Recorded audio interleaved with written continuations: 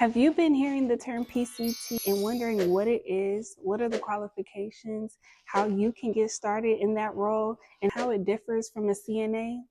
Well, if so, girly, this video is for you. Hey friend, my name is Amaris and I actually am a patient care technician in the hospital setting. I actually got my start as a patient care technician on an ortho trauma unit, and about 7 months later I transitioned over to a mother-baby unit, also known as a new family unit or even a postpartum unit, and that is where I currently reside today. This video, I just wanted to do a deep dive into what a PCT is, what the qualifications for it, how you can get started in this role, and how it compares to a CNA. Let's get into it. So first things first, what is a PCT? A PCT stands for a patient care technician. We're basically an unlicensed assistant personnel who assist the nurse in their responsibilities that they want to delegate over to us that is within our scope of practice. We're unlicensed healthcare professionals who work closely with the nurses to provide direct care as well as hands-on patient care. To be real with you, a lot of the time, we are the ones spending the most time with each and every patient. We're always helping the patients with their daily needs, monitoring how they're doing, and being that extra set of hands and eyes for the nurse. Currently, most PCTs do work in the hospital setting, but I want you to know right now, experience as a PCT can look very different depending on your healthcare facility and as well as the unit that you're assigned to. So, one thing I get asked all the time, what do you exactly need to become a PCT? And the honest answer is, it kind of depends. I know, but it does depend on your state and the facility that you are applying to. Some hospitals require a CNA license. I personally also have my CNA license, but for the facility that I work at, they do not require it. Some accept nursing students depending on how far along you are in your program. And others, they'll just train you on the job, no experience needed. For myself, when I got hired, my onboarding process was 3 days, and then I had a 2-week orientation. Your orientation might be a little longer, a little shorter. Mine was on the shorter side because I do have previous healthcare experience as a phlebotomist, a medical assistant, as well as healthcare account manager. So I kind of knew the ropes before I even got started. Your orientation can look differently than mine and can take longer than 2 weeks. Orientation included hospital policies, hands-on training, and just getting comfortable on my unit.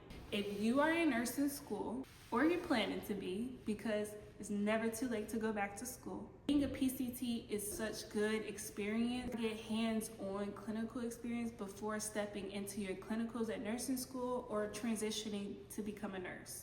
It also builds your confidence and your knowledge when it comes to patient care and allows you to connect what you're learning in class to real live patients. Now, on to the juicy part.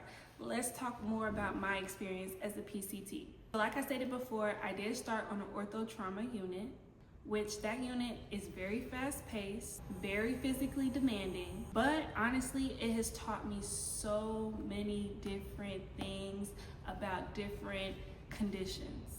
It also helped me a lot with working with the team, as well as time management, as well as prioritizing what is important. After I felt like I got a good amount of experience on that unit, I decided to transition over to a mother-baby unit. It is a lot slower paced than the ortho trauma unit, but not in a bad way. It's just a completely different world, and you'll honestly experience that with the different units that you may work on. That is one thing that I do want you to really grasp and understand. Being a PCT on different units can feel completely like you're working different jobs. The flow of the unit is different. The times of vitals is different. How you prioritize your patients will be different, and your responsibilities overall will be different. However, in some cases, the skills do overlap, and in general, it's all just providing great direct patient care and making sure that your patient is comfortable and cared for during their stay at your healthcare facility. Now let's get more into what your day-to-day would look like. My responsibilities include taking vital signs, helping with activities of daily living such as getting dressed, cleaning the bed, walking the patient, taking the patient to the bathroom. Some PCTs also do things like EKGs, lab draws, even Foley removal. And if you don't hear anything else, hear this because it is important. My big sister tip to you: always ask questions during your interview. Gain knowledge about what they expect from a PCT role and how the flow is on the unit that you are applying for. So you might be wondering, is being a PCT worth it? In my opinion, yes. Like I said, if you're considering nursing school or any other healthcare profession, it kind of lets you dip your toe into the industry before actually committing to it, as well as giving you that sneak peek into what your life will be like after you accomplish the goal of graduating nursing school or any other healthcare career you might choose. Hi. Oh my goodness, hi. It is challenging, but it is also rewarding. I say it's worth it. You have to decide that for yourself. Please, it would mean so much to me if you like this video. Comment down below your thoughts, opinions, questions, and also subscribe to my channel so you can get more videos like this. Let me know if you want any day in the life of a PCT, coming to work with me, tips on getting hired at a facility, or a video comparing hospital units. Even though I have been assigned to 2 units, I have also experienced floating in different units in my hospital facility, so I'm pretty well versed on other units that I may not have named in this video. But one thing is for sure that I want you to take away from this video: I am rooting for you, and I'm so glad you're here. Thank you for watching. This is Sincerely Maris.